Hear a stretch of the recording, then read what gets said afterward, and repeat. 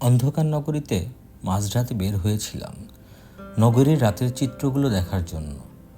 পথ দিয়ে হেঁটে চলছি, থমথমে পরিবেশ। হঠাৎ একটি বিষয় চোখে পড়ল। দেখলাম নগরীর অন্ধকারে দাঁড়িয়ে আছে টাকার ভোগ করা নারী। সে কি আজকাল সব কিছু এতটা ভিন্ন হয়ে পড়েছে? প্রশ্নের ভাণ্ডার নিয়ে সামনে এগিয়ে গিয়ে জিজ্ঞেস করলাম, তোমাদের জাত কি? তোমাদের ধর্ম কি? উত্তর পেলাম, দেহের জন্য জাত লাগে না সাহেব। দেহ ভোগ করতে ধর্মের প্রয়োজন হয় না। যেটা প্রয়োজন হয় সেটা হলো তাদের যত বেশি আপনি খুশি করবেন তত বেশি আমাদের পেট চলবে।